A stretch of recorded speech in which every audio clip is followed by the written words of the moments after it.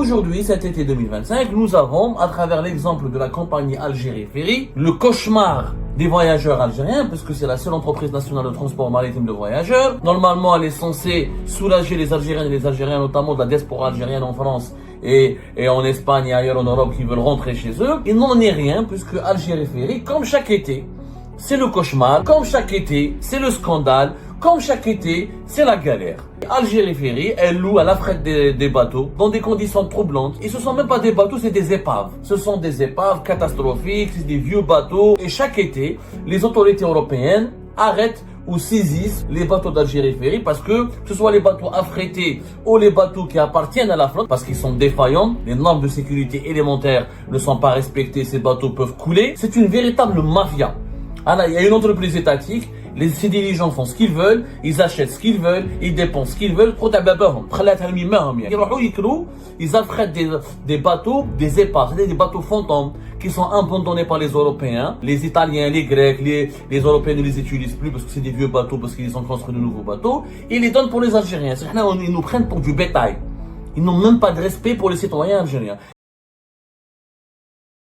Aujourd'hui, cet été 2025, nous avons, à travers l'exemple de la compagnie Algérie Ferry, la fameuse compagnie Algérie Ferry, qui est le cauchemar des voyageurs algériens, puisque c'est la seule entreprise nationale de transport maritime de voyageurs, qui existe depuis 1987 et qui chaque été, normalement, elle est censée soulager les Algériens et les Algériens, notamment de la diaspora algérienne en France et en Espagne et ailleurs en Europe qui veulent rentrer chez eux, en offrant des dessertes maritimes et des services de transport de voyageurs à travers sa flotte et en affrétant des bateaux aussi étrangers.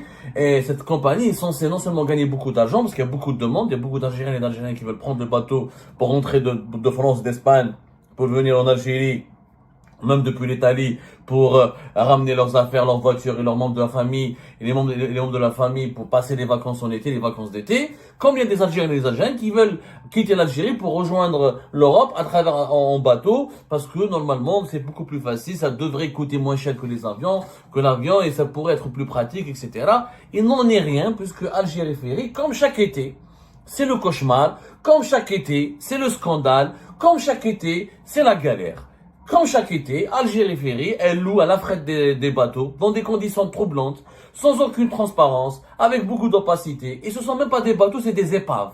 Ce sont des épaves catastrophiques, c'est des vieux bateaux. On sait même pas pour combien de prix, quels sont les prix, combien de milliers d'euros, de millions d'euros sont dépensés par cette compagnie publique pour louer ces bateaux. Et chaque été, les autorités européennes arrêtent ou saisissent, ou bloquent, ou retiennent au niveau de leur port, que ce soit en Espagne ou en France, les bateaux d'Algérie Ferry, parce que ce soit les bateaux affrétés ou les bateaux qui appartiennent à la flotte, parce qu'Algérie Ferry, elle a quand même 4 bateaux, t'as l'Ardouziyet, t'as Sili 2, Al Jazair 2, Borj Baji Mokhtar 3, on appelle ça les ferries. Ce sont les ferries qui ont une capacité, on va dire, entre 1000 et 1500 passagers. Et 4 bateaux, ça ne suffit pas. L'Algérie, c'est un grand pays, c'est une grande façade maritime. On a une importante diaspora à l'étranger. On a beaucoup de déplacements entre les saisons estivales. Il y a beaucoup de demandes. Donc Algérie Ferry, non seulement ces bateaux, déjà, ils sont mal entretenus, mal gérés. Et souvent, ils souffrent de beaucoup de déficiences techniques. Ils sont donc arrêtés, je vais vous expliquer pourquoi, retenus et empêchés de naviguer par les autorités de surveillance du transport maritime international parce qu'ils sont défaillants, les normes de sécurité élémentaires ne sont pas respectées, ces bateaux peuvent couler et provoquer des milliers de morts. Et même les bateaux étrangers qui sont affrétés par l'Algérie Ferry sont des épaves, des vieux bateaux complètement déglingués, des vieux bateaux usés qui ont des décennies, qui sont même pas conformes aux normes de sécurité de transport, aux normes de sécurité moderne du transport maritime des voyageurs. Et pourtant, Algérie Ferry, on nous a promis du changement. Qu'est-ce qu'on nous a raconté? On nous a raconté que en mettant un militaire à la tête de cette compagnie, tout va aller dans le meilleur des mondes possible. Rappelez-vous, fin avril 2024, un général a été installé à la tête d'Algérie Ferry. C'est le général Hillel Ben Aouda. Hillel Ben Aouda, c'est qui? Hillel Ben Aouda, c'était lui le chef de division emploi et préparation à l'état-major des forces navales. Donc ils ont ramené quelqu'un directement de l'état-major des forces navales algériennes. Donc là, on a été impressionnés à l'époque. Oh, Adjabouna Rambo. Le général Hellel Ben Aouda, il va tout résoudre, il va tout régler. Tous les civils sont incompétents, bien sûr. On a entretenu le mythe que les généraux sont tous compétents. Ok, Hazidi, quand même, on a fait Alger, qu'on soit un lion, il mange moi. La traduction littérale, montre-moi vraiment tes compétences. Hellel Ben Aouda, donc, il a été installé fin avril 2024. Et on lui avait demandé donc de faire preuve de rigueur et de corriger toutes les erreurs et toutes les bêtises et tous les dysfonctionnements qui empêchent Algérie Ferry d'être une compagnie de transport maritime digne de ce nom.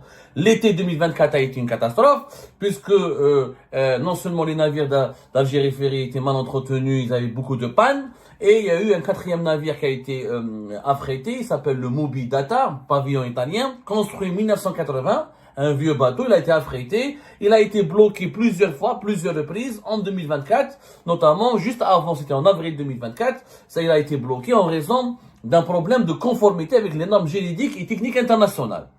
Donc déjà avait le scandale avec le Moby Data, un vieux bateau italien que l'Algérie Ferry a affrété, toujours dans des conditions opaques. On ne sait pas si c'est du gré à gré, est-ce que c'est de l'appel d'offres international, est-ce qu'il y a eu des consultations. Opacité totale dans le secteur des transports maritimes. C'est une véritable mafia. Alors, il y a une entreprise étatique, ces dirigeants font ce qu'ils veulent, ils achètent ce qu'ils veulent, ils dépensent ce qu'ils veulent, c'est un héritage personnel. Mais bon, à chaque fois il y a des scandales. Le général Hellel Ben Aouda, donc avril 2024, lors de son installation, il a fait un discours où il nous a promis, ne vous inquiétez pas, on va changer les choses. Il a reconnu que la situation va mal.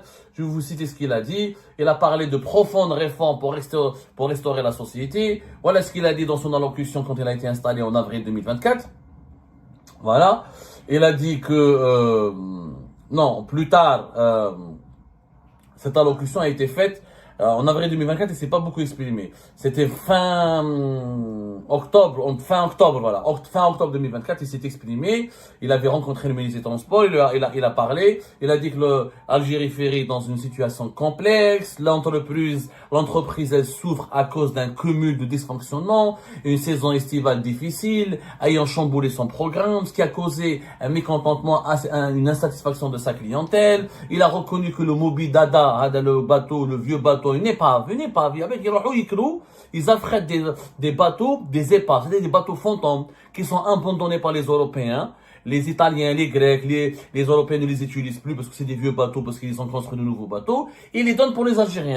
Ils nous prennent pour du bétail.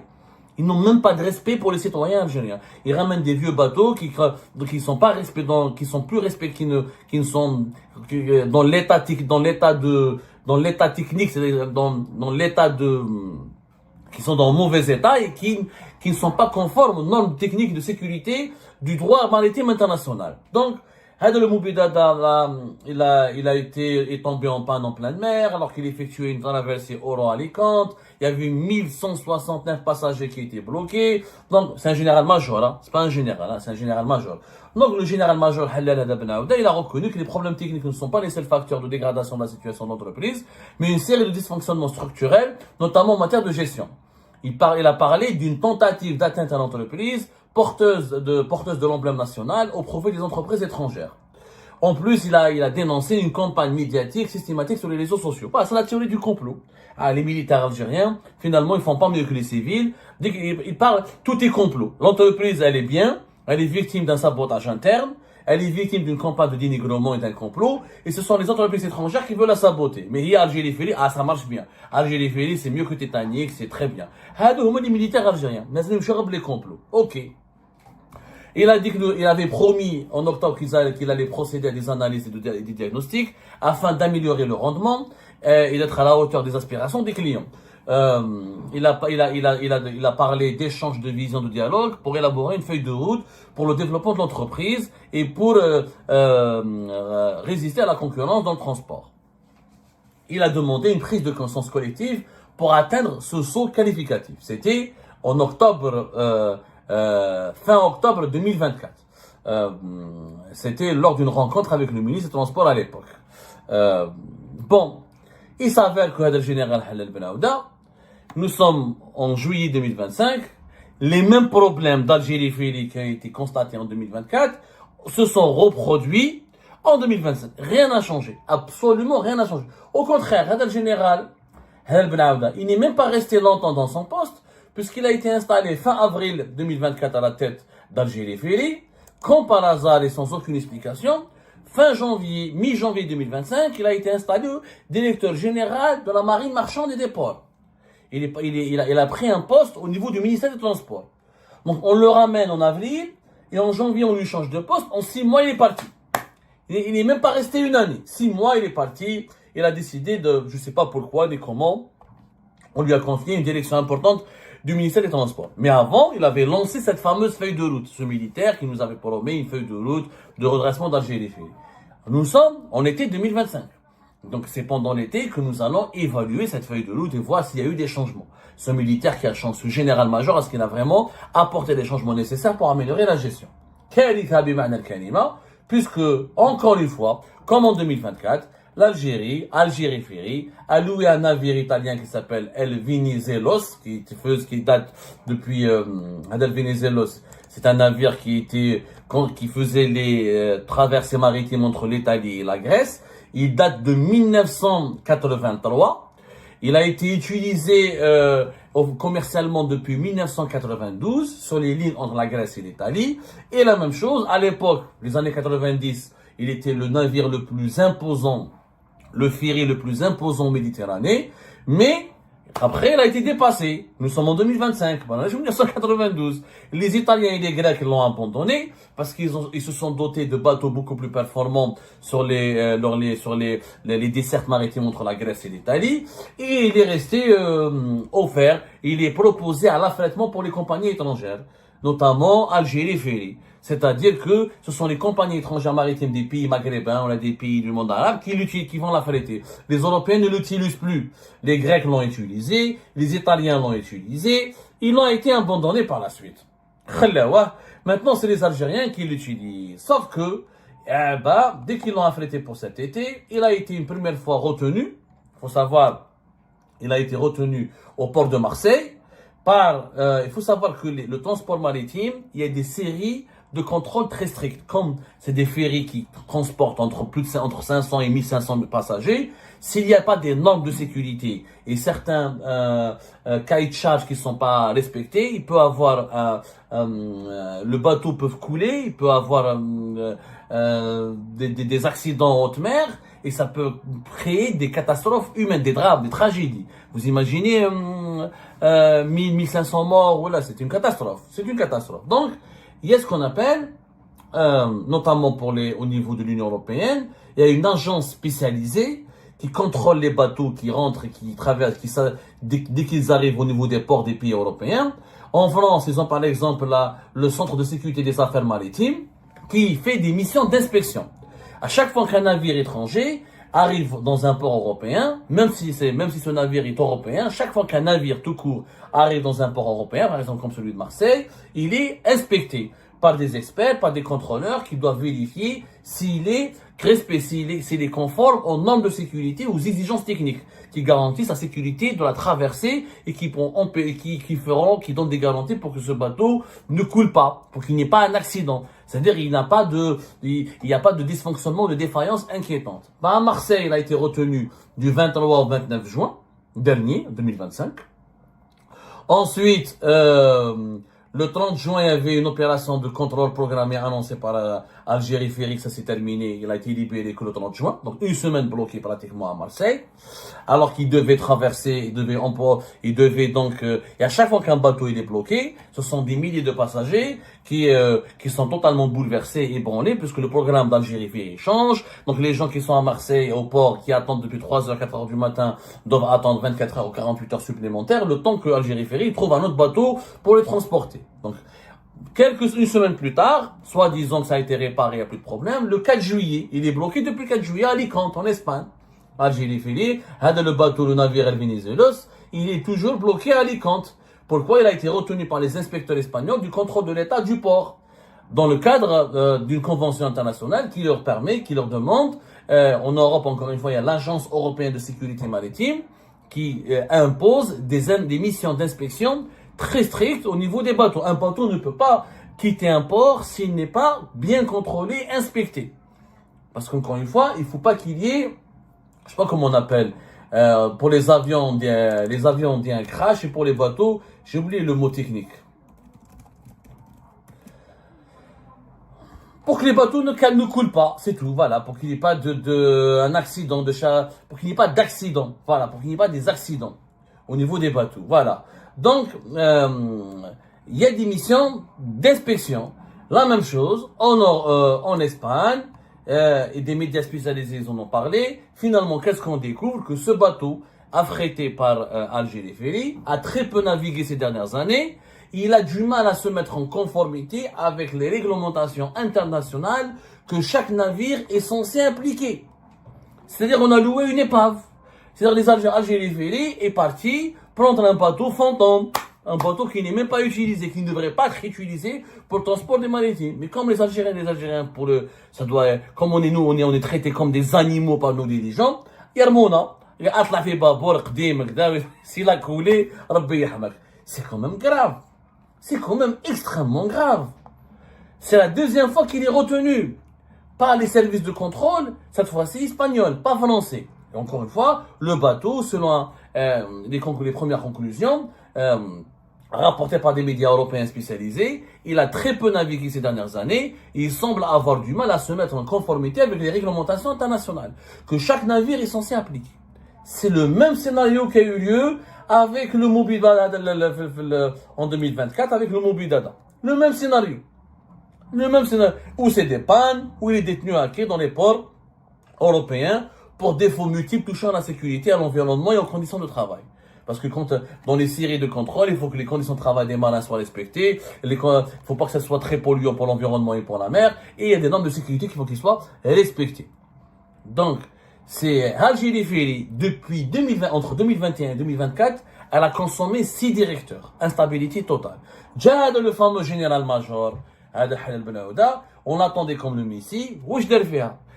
Le contrat, selon nos investigations, les contrats pour l'affrètement de ce navire gréco-italien, ou qui est italien aujourd'hui, je ne sais même pas à qui il appartient aujourd'hui, je crois qu'il appartient aux Grecs maintenant, il n'est même pas italien. Il appartient à une compagnie grecque. Et qui est proposé à l'affrètement. Les Grecs et les Italiens ne l'utilisent pas, ils ne l'utilisent plus pour leurs propres voyageurs. Ils le mettent à la disposition des pays arriérés, archaïques, sous-développés, comme l'Algérie, parce que voilà, pour les Européens, ils ont une meilleure considération pour leurs citoyens, pour leurs voyageurs. C'est lui qui a négocié. Ça s'est négocié à son époque, avant qu'il quitte Algérie Ferry pour aller au ministère des Transports. Donc, c'est un échec dont il est lui-même comptable. Et au lieu de le sanctionner, et au lieu de lui demander des comptes, ce général-major, on l'a promu au ministère des Transports. Et encore une fois, c'est la faillite de la gestion. Donc, il n'y a aucune différence entre la gestion militaire et la gestion civile en Algérie. C'est la même chose. Les militaires algériens sont aussi incompétents, aussi malhonnêtes, aussi catastrophiquement médiocres que les civils algériens. Et ils font des discours, ils adorent les théories du complot, et à la fin, la situation d'Algérie est catastrophique. Qu'est-ce qu'il faudrait faire? C'est très simple. Privatiser. Ramener des managers étrangers. Il faut arrêter cette mentalité du Beylek, de l'étatique. L'État n'a pas à gérer une compagnie de transport maritime. L'État doit se désengager. Plus l'État est présent, plus la corruption, les conflits d'intérêts, le favoritisme, la mauvaise gestion.